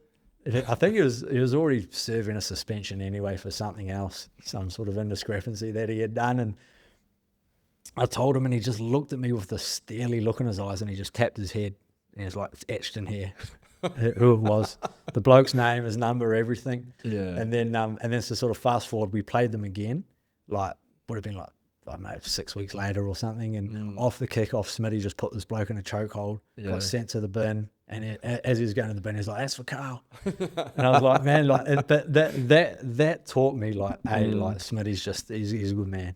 But that just taught me that, like, you got to fight for people. Like, and when people can't fight for themselves, you gotta stand up and you gotta show them that, like, okay, sweet, you can't do this, I'm gonna do it for you. Yeah, I'm gonna fight. I'm gonna get in the trenches. I'm gonna do the heavy lifting for you. And again, that was another lesson from a traumatic event that has carried with me for the rest of my life. Yeah. And then the last one was my wife. Like, out of all people, we just had Aubrey. Out of all people, I would have thought she'd be the one to be like, okay, sweet, you're done. Like, we're not going through this again. And then she was like, no, you'll play again. Like, Get back on the horse. Yeah, just instilled this confidence in me that I'll play again. And the doctors were like, no, you shouldn't play again. And, mate, what do they know? So I played again anyway. Yeah, but, but even that lesson that she taught me was like, you've got to have hope. You've got to be optimistic that the best is going to happen. And so I took those 3 lessons from a very traumatic event, and it's helped shape the way that now I operate now. So I get down in the trenches with people. I'll fight for someone, but then I'll also be really optimistic, give them hope. Well, and I imagine probably the fourth one on top of that, mate, is that, you know, going through something like that and still having the frame of mind to be positive and finding positive, because there's always in every situation a positive, but hard to see sometimes when there's a big negative. Yeah, definitely. And again, my faith was huge for me. Yeah. Throughout that, again, like you touched on, you know, it can either push you away or it can draw you closer. Just drew me closer. I was like, this is the moment where, do I really believe what I say I believe? Because it's easy to say that you believe something, and there's no adversity. But now that you're in the guts of it, okay, sweet, the rubber hits the road here. Do you believe that God can heal you? Do you believe in your faith? Do you believe that you're going to be okay? And, you know, and there was like the little angel and the little devil on my shoulder. And I was like, man, I have to dig into my faith here. Yeah. What else can I do? Yeah. 17 bones broken. Yeah. It's a bit of a feat, right? You know, society is very much about safety first, and you see it in hospitals, right? And you get a bit of an opportunity to go and see a few emergency departments in your time with playing contact sports. But, you know, from their point of view, you can understand it. It's like, oh, well, this injury is avoidable. Like, why are you even doing it, right? Yeah. But it's sort of like that whole wrapped in cotton wool thing. You know, like I look at playing contact sports and, you know, the different injuries you have, you just learn so much. You learn so much about pain thresholds, about your body, your anatomy. Resilience. And something pops up and you've had these different injuries. Like, okay, broken sternum. That's okay. Yeah, maybe I can play. Maybe I can do something here. You know, like you just, it's not an emotional response to it. It breaks down those barriers. Yeah. And like we're bred to be active, right? Like human beings, we're active people. Yeah. But it's like wrapping in cotton wool, is that the right? Yeah. I don't know. Like I like, you know, you don't want to see, like, you know, you test with your kids, right? Is you don't want to see your loved ones going through something bad, right? But geez, is that how you want to live life too? I think there's an element to it though. Like my kids do some risky stuff, and the parent in me is like, oh, wrap him in cotton wool, don't let him do that. Yeah, but then the other half, I'm like, bro, send it. Yeah, go. So how we go. Break a bone, bones heal, bro. Yeah. Like, it's all good. And my wife's really good with that as well. Yeah. And to be able to fight against that urge, I imagine from Tammy's point of view, maternal instincts, you know, the caring aspect, hard to turn that off. Yeah. You mentioned about the stigma of being vulnerable, right? You've got, you know, Scotty Jones holding your hand in a little ward. He's probably 100, 105 kilos, front rower. Yeah. You wouldn't want to find him in a dark alley. And yeah. And you guys are both there crying understandably. You know, that stigma within what you do, is that still there? It's like still there. Particularly in league, boxing, combat sport, where that perception is got to be tough. It's definitely still there. I find even when we're away on tour, like not a lot, but a majority of the work I do is done on text message when the guy's lying in the bed. Okay. In the next with their thoughts, yeah? Yeah, with their thoughts are in the next room, because he doesn't want to be seen as sitting down with the wellbeing guy, you know, maybe crying, maybe saying, this is what I'm struggling with. It is getting better. Is that because they don't want to? Or is that because they don't want to be seen to, do you reckon? I think it's the scene, it's the perception. Yeah. So again, like, you know, sometimes I go away on tour and from the outside in, you'll be like, mate, what does this guy do? He just sits there and plays cards with them all day. He's always on his phone. He's always on his phone. What they don't see is just the list of texts and things we're working through, and then resources I'm sending them, and then, oh, okay, well, let's go for a coffee, or let's go do something like that, where it looks like we're just doing something normally, but we can actually work through something. There's a purpose. Yeah. So it just takes time. Yeah. It just takes time to break. For coaches, right? Like, is that just a take time thing, or is that what can coaches, do you feel, could do differently, or leaders could do differently so athletes don't feel like that? Is that with the athlete, do you feel, or is that because of both? I think it's both. The athlete 100% has to take charge and be like, look, I need some help. I'm struggling. You know, and you've just, because I can't help if I don't know. And so we do these, we do these sort of end of tour surveys and things like that. And some guys are like working through things, and I'm like, well, I could have helped you, but you never reached out. And so there is the onus on the athlete in every code, in every sport, to reach out and ask for help. I think there's also a massive, and it's probably undervalued, but when the coach stands up and goes, hey, this is Greenie, the wellbeing officer, you know him, if you're struggling with something, go and talk to him. It's actually okay, and I want you to talk to him. They're introducing it. Yeah, because like I say, the coaches carry so much weight. And if a coach gets behind it and says, I'm all in on this, and I believe we've brought Greenie away because I know he can help. And so I want you to reach out to him. And this is my experience with this, and this is how it's helped me in the past. Would be definitely. even better, I imagine. And then even a step further is that, and Tuesday night at 7 o'clock, we're going to have an education session, and Greenie's going to lead it, and it's going to be on wellbeing, and it's mandatory, and I want you all there. And like, it's not forcing it down people's throat. It's highlighting that this is now a very important thing in our sport. 10, 20 years ago, take it or leave it, no one really cared about it. But now it's with societal changes and generational changes, it is such a massive thing. And when coaches show that I'm fully invested in this as well, as a person of authority in your life, it adds so much. And I've seen both sides of it. I've seen where coaches do it on the first day of preseason and go, hey, this is the wellbeing guys. This is what we're doing with them all year. They're going to be here. They're going to be involved. I want you to connect with them. Every single one of you have to have a one-on-one meeting with them. Like, they really put a lot of emphasis on it. And again, like, wellbeing isn't the fix for everything, but you add in wellbeing, you add in S&C, you add in physio. Piece of the puzzle, You've got one shot at making the most of your athletic career. Why not turn over every single stone possible to get the most out of it? So when coaches do that, it's huge. And then I've seen the other side where coaches say nothing, and they're like, oh yeah, this is Karl. No one knows what he does. Yeah. Play cards with you. If you need something, I suppose you can reach out to them. And look, you can understand it, but I'd imagine too that that's going to be quite possibly a make or break whether you'll make an impact or not within a group. Yeah.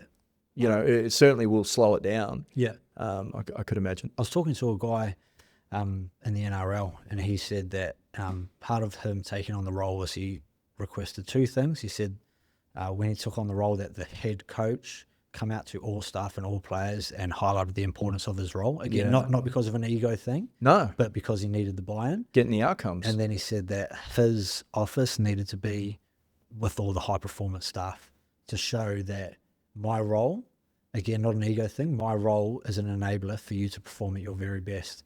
And we value it so much that we're going to put it next to the physios and the S&Cs and the head coach, and we're going to put it in that department. And I thought, man, that's awesome. And then I asked him, I said, well, what was the outcome? He said, phenomenal. Good leadership. Yeah, very good. From someone who hasn't even started. Nah.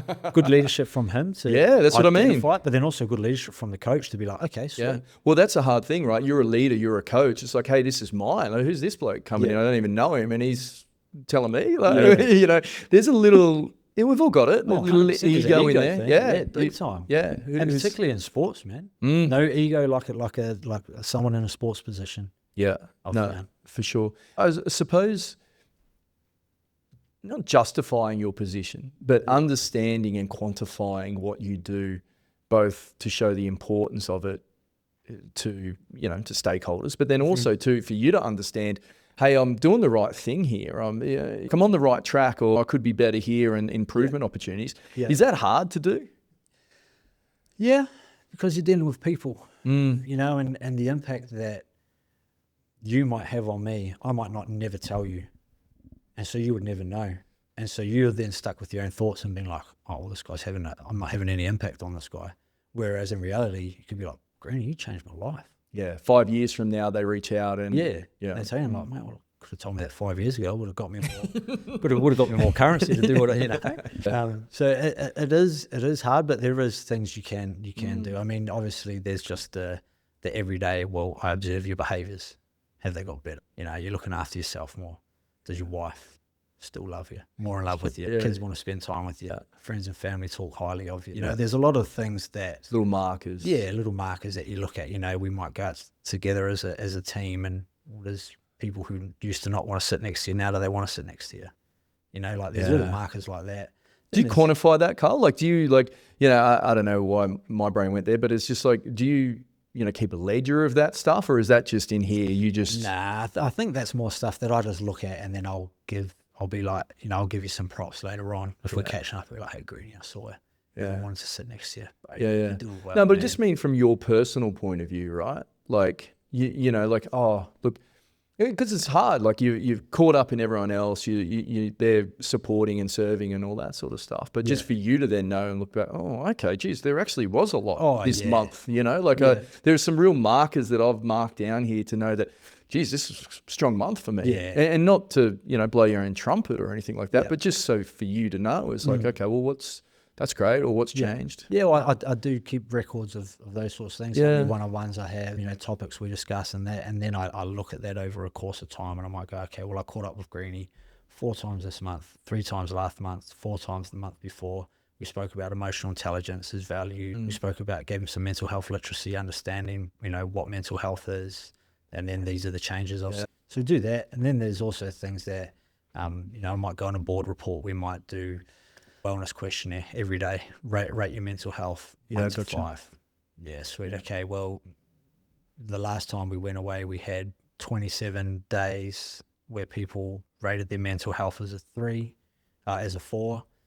This tour, we've had 10 days where people rated it as a 2. So we can see that it's getting better. The education we're doing is working. It's helping. And again, that might not be a fair one because people might be under or over reporting, but sometimes you only That's know all you got. Yeah, that's all you got. No, it's something that I thought of in that sort of space, just whether, like how do you quantify that? I think even sometimes part of my job as well is to make my role redundant, like is to equip guys so well that I don't need to go away on tour because you've got all the skills. You've got the tools. You've got it all. Like I'm just here now as a backup.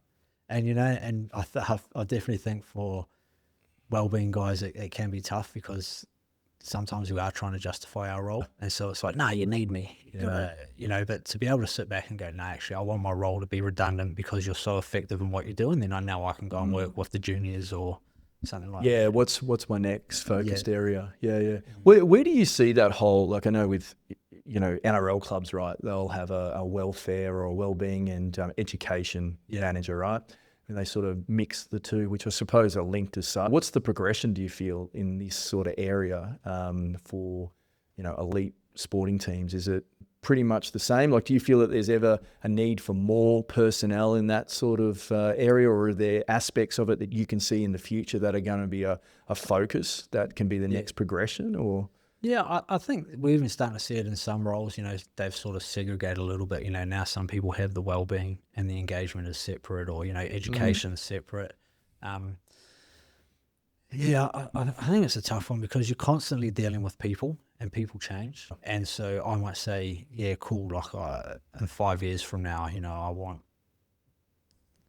don't think there's a need for a wellbeing officer to go away. But times change, society changes, people change. People are always going to be dealing with stuff. So I think there'll always be a need for this. I think the thing that we face within the wellbeing space is that, and it's definitely getting better, but it used to be a cushy job that people could slot into once they're finished. So a past professional athlete can just... And without having the qualifications or the study or the runs on the board to actually be effective. But now we're understanding how important mental health is, how important education plays in helping that holistic person. And so now we actually need to make sure that the people we're getting in, they're qualified, they're skilled, they're ongoing professional development, they're continuing to upskill themselves and even be part of bodies that govern that as well. Because, like we say, when things start out new, it can be a little bit rogue. Yeah, well, it's just a starting point, right? Yeah. Okay. Well, and you don't know what you don't know. Yeah. You don't know how important it is until, now we start to see some things. And there's unfortunately been, deaths and stuff within sporting communities. And it's like, oh, wow, we actually really need to focus on that. I look at it from a workplace point of view, and you deal with large teams and leaders particularly, they are under pressure, not from this is what we've got to get through, this is in my job description. But the level of just general human being, issues and things that are going on in their life outside of work. Yeah. They can't change who they are when they get to work or when they, like they're the same person, right? And unfortunately, you find a lot of leaders having to deal with that stuff. Whether that is around mental health training for leaders and different things like that, there's stuff that sort of comes through. But it is a burden on leaders, particularly. And you look at from a sports point of view. Well, maybe the coach has probably filled that void in the past, depending upon who they are and the relationship they have and how much time they have. Like their time poor. Yeah. And now that there's a resource there available. From a leadership point of view in workplace, like where does that end up as well? Like sports always led the way. Yeah, definitely. I think you even look at some of the organisations that you might work with, like how much time are the managers spending actually doing what's in their job description? Yeah. And how much time are they giving to things that are way outside of it that they might just have a little bit of life experience for, but they don't have any training in. Yeah. So I think there's definitely room to, if you're not going to get a wellbeing officer in, sweet, that you do you, but upskill your people so that they can have those conversations. Yeah. Your career decisions, mate, of where you've gone, and I know you probably alluded to just with the chaplaincy stuff and then sort of moving and following the lead of someone in their path. But like, has that all been pretty clear, like where you've gone? Like, moving back to Perth, Tammy's family's not from Perth, your family's not from Perth. Like, how have you managed all that? Oh, mate, I think there's the element of faith. We pray and we feel like we're led certain ways, but then there's also just what fits for the family. Like I say, we went to Sydney because I thought I was going to be a pastor. And now that I'm in this role, never say never, but I don't see myself doing any other job for the rest of my life. I love sport. I love people. I love helping people. I don't see myself doing any other role. But I think a lot of that's just led by family and passions. We followed our passions. We tossed up whether we wanted to move back to New Zealand or back to Perth.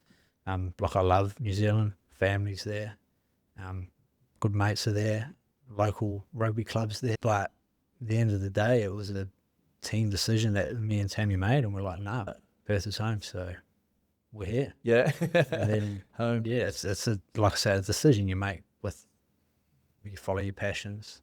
Yeah, so like you're supporting athletes, you're supporting coaches, you're involved in religious community sport. We've spoken about how you support and balance family life. What about you, balancing your wellness and how do you go with that, being a naturally, I suppose, giving person for, wanting to give others time and the impact that has? I imagine you probably get a bit of energy or personality out of, doing that, supporting that. Yeah. Can that be a little bit addictive and drain you a little bit? Yeah, it can be. Like maybe a bit of a introverted extrovert. Like I love spending time with people and and being around sporting communities and things like that. But then I also love my own time. Lock me away, leave me alone. And so it's that old saying, you can't pour from an empty cup. I definitely have to fill my cup up. Perfect for me. One of the perfect ways I fill my cup up is go for a run at the beach, 6 a.m., run along the coast, go for a swim, shower, start my day. I can't get much of a better day than that. I love that. Yeah. I love being around the ocean. That sets you up. Yeah. Okay. And then also just time with my wife and family. Kids can be draining, definitely. But sometimes me and Tammy will just, you want a series binge watched? We're the ones to do it. We can binge with the best of them. What's your flavour, mate? Mate, we'll watch anything sort of like thriller, police, action type thing. Yeah, okay. I think it's probably more my choice than Tammy's, but she gets on board with it. She's good. She's good. But even just doing that and just being in Tammy's presence, we don't even have to talk or anything like that. That fills me up. Just being around the people you love. Yeah. So there's that. I do, as much as, being around community and stuff can drain you, it also when I get back from tours and from overseas, I look forward to going down to footy. I love being around the footy boys, just the banter, the chats, and just I love it. Like, and Freo's such a good club. I love the club. I love everyone there. Like, it's home. You know, like I really, really, really fills me up. Yeah, so your morning routine, being around others, being around the ones you love, your community, sport and all that sort of stuff. And I imagine your purpose in what you're doing is probably a big one. Like I imagine not too hard to get out of bed for you with what you're doing. Like you'd be springing out. Yeah, which never is a great struggled thing. to get out of bed for work, even when I was working at Waste. I'd work with the rowers and the hockey teams, and sometimes their trainings would be like 5:30, 6 a.m. Like, couldn't wait. Like, winter, never struggled. Loved what I did, and I'm really, I'm so lucky.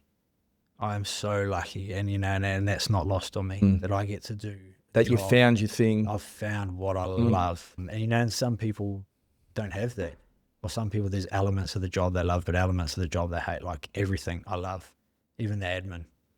Just love my job, and I'm so lucky. And even that, Phil, as part of sort of my own wellbeing plan, is just to remind myself, like, man, you're lucky, bro. Be grateful. Yeah, you're so lucky. Like, I was in Colombia, Kazakhstan, with the Australian boxing team, getting paid to do a job that I love.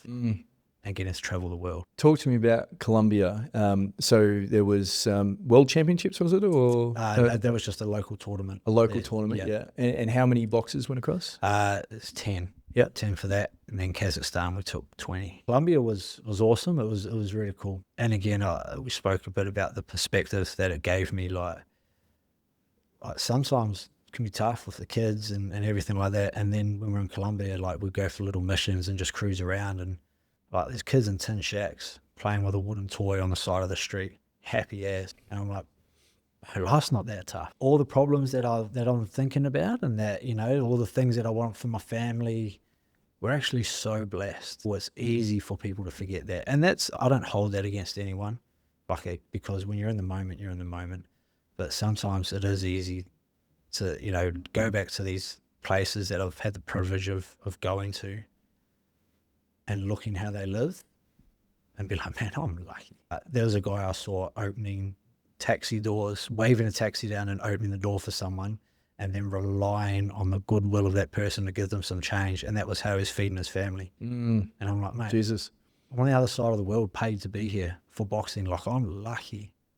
Yeah, for a sport. Yeah, for a sport. Like, I'm blessed, man. So I think, it's a good reality check. Kazakhstan, I don't know, the only interaction I've had with Kazakhstan is probably Borat. Yeah. Is it what you thought it was, or what it was going to be? Or? Yeah, I didn't know what to expect, to be honest with you. It was one of those countries, like, if they hadn't said you're going to Kazakhstan, I couldn't even spell the joint, let alone know yeah, what it was, so that was a cool experience. It was huge. Like, the buildings were massive, streets were big. Like, it was cool to see a different way of life. Bit of horse meat and that floating around. some interesting food options. Okay. But no, advertised as horse meat. Yeah, okay. That's it. Yeah, if you want some thoroughbred steak or something. Yeah, like, mate, I want far lap on a plate. I like, no worries. There he is. Like, okay. Yeah. So it was interesting. Did you have some? Nah, bro. I am so white when it comes to food, bro. Steak, veggie, leave me alone. Yeah, okay. Nothing else. Yeah, mate, there was blokes over there, they're having pigeon and all sorts. Okay. Yeah, and I'm like, no way, bruh.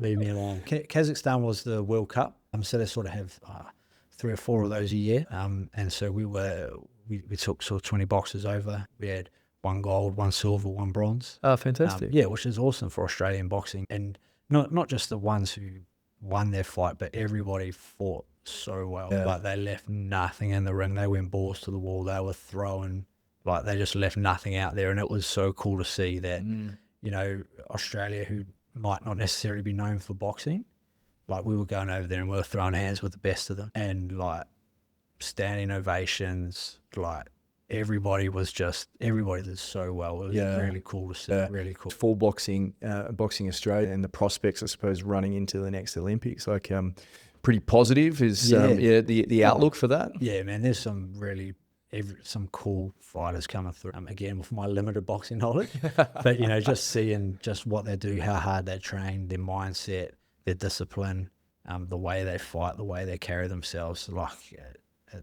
There's still like any sport, there's still inroads to be made, but I think we've got a good base of athletes. Yeah. Yeah, mate, it's been a pleasure chatting to you, particularly about what you do. But before we finish up, I'm interested to understand, like you mentioned about you and your wife Tammy and three children, and you talked a bit about where you were when you were 17, 18 years of age, and where you're at now. And throughout that period, obviously, getting married and being a father is part of that.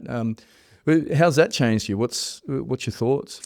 Yeah, it's interesting, eh? You never grow up thinking, oh, well, this is what I'll do, and this is you're just in the moment, just being, and then all of a sudden you're like, far out, I'm responsible for somebody else's life here. It's stressful, it's exciting, it's fun, but it's I think I have to reflect on my own life more and make sure that the standards and the values that I want to instill in my kids, I've got to be living them first. And so I want my kids to be kind, and I want them to share, and I want them to look out for people who may be on the outside.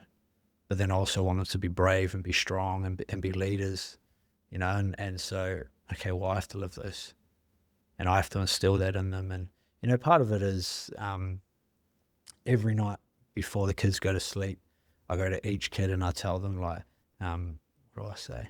Dad loves you. He thinks you're very beautiful and kind and smart and loving and caring and brave and strong and courageous and anointed.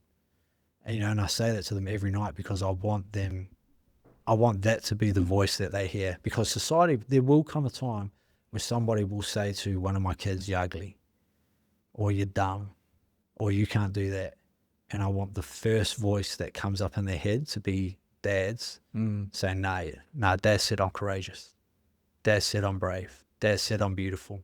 And, I'll go through it with them. I'll go, okay, well, what are you going to say when somebody tells you you're not beautiful? And they'll say, well, no, I am beautiful. Because I want them to know that, because society is going to try and shape them. And, for good or bad, there's some parts of society that's really good that we want them to be involved in. But then those negative sides, I don't want that for them. I want them to be able to stand up for themselves. I want them to be kind and caring. I want them to be courageous and brave. And so if I start saying it to them, the more I say it, the more they believe it. And then when somebody who doesn't have an influence over their life the way that I do tries to tell them otherwise, they go, nah, my dad told me that I'm brave. Yeah. So I'm brave. Yeah, that's lovely, mate. And I think it's not even there's obviously those times where they'll be told that, but they just got to look at some stuff and feel it sometimes. So they think that. Yeah. Exactly. They don't even have to be told it. Which is they absorb it, unfortunately. Your role as a father, how do you see that? Is that very much about, bringing that optimism and honesty and confidence to your kids? Is that how you'd probably see it? Yeah, and also to show them how they deserve to be treated, and that's a reflection of how I treat Tammy. And so if they see me smacking Tammy's butt, giving her a kiss, giving her a cuddle, telling her how much I love her in front of them, that's going to be normal for them. And then they're like, okay, well, that's how relationships should be. That's what love looks like. Yeah. And I want them to see that. And so, I carry a huge responsibility to show them that, to show them what it's like to live a life of faith. Like, there's so many aspects that we probably don't think about until we get into fatherhood, and you're like, oh man, there's more to this than just putting food on the table. Yeah. It's I remember looking at my dad when I reckon I would have been like, I don't know, 10, and he would have been mid-30s or something like that, right? And I remember thinking and looking at him and going, I wonder what it feels like to be an old person. And now I'm in my 40s, and you're still a kid with all these responsibilities, like you mentioned, right? You're still the same person trying to figure it out, right? It's certainly hard, and tests you. Yeah. What have been some struggles that maybe you've been faced, and how did you overcome them, being a father? I think it is that mentioned earlier about I really value marriage, and I really value that environment. And I was very blessed with my mum and dad and our family that were really stable upbringing, and I can't thank them enough for that. And I look back on my childhood and I just smile. Like I really enjoyed it. Yeah. And I can't thank them enough for that, and probably don't thank them enough for that, right? So wanting to provide that is important to me. Yeah. And that's really hard, like that's, it can be a grind from, trying to keep a family going and everything like that. And it's not the norm. Yeah. These days, like it is hard. Right. Societal pressures and everything going on and just everyone's busy. But yeah, look, I think there's lots of little things that pop into my mind around just, okay, well, reminders about the importance of that family unit where you can, trying to make that work. And that's just that daily, I don't get it right. Yeah. I really don't. Yeah. What do you think your wife and kids would say about you as a father? I'd like to think that they would say that I'm a good role model in regards to how I go about things, and from a health point of view and a improvement point of view, and trying new things and being optimistic about stuff. Yeah. I think they would give me a bit of a bad rap, like I mentioned about my humour and lack of. It's not as funny as what I think it is, and I probably don't deal with serious issues. I can default back to humour, and that's not a great thing when people are upset. But yeah, I'd like to think that very much they see me invested, and particularly the kids invested in them doing well, and them being around them. I enjoy that. That's cool. Yeah, definitely feel that would come across. Yeah. Well, what's your hopes for your family for the future? That they just continue to sort of do what they want to do. My eldest is going through the process of starting to understand, like, okay, well, I've got to make some decisions about what I want to do in my life. Yeah. And it's hard to figure out what you want to do when you grow up. Outside of knowing I wanted to play footy, and it was very clear, well, what do I want to do when I grow up? And, she's getting asked the same question just because of the timing of everything with what subjects and everything. And just seeing her, and my advice to her is just do what you enjoy. Pick subjects that you like. Do things that you want to do, right? And, it will figure itself out, I reckon. But yeah, I'm just really proud of my kids, and you see it in sports, not because sports is the be all and end all, but just because it does really highlight itself when you're watching. It's just, how much effort they put into things. I'm proud of that. I'm really proud. I don't care if they're super talented or not. I just care about their effort and how consistent they are. What about you, mate, for your kids? Yeah, I don't know. They'll probably say probably much like you, just tell horrible dad jokes, keep it funny. I just hope that they follow their heart, and they find something that they're passionate about, and they go all in, and they see how it turns out, and they just look after people. They're good, kind, loving, caring towards people, caring to each other. That when me and Tammy leave this earth, that they stay tight with each other. That their brother and sister are their best friends. I think that would be. I'll be pretty happy with that. Yeah. No, it's perfect, mate. I think a perfect place to finish up. I've had a blast sort of hearing your story. I really love the idea of knowing someone for so long and now finding out so much about you. So a really great story, mate, that you have and that you've earned, and worked hard for. So really appreciate it, Karl. Thanks Thank so you much for having me, Green. It's been good, bro. No, I've enjoyed it. My pleasure, mate. Yeah. Awesome. Thank you, mate. Bro.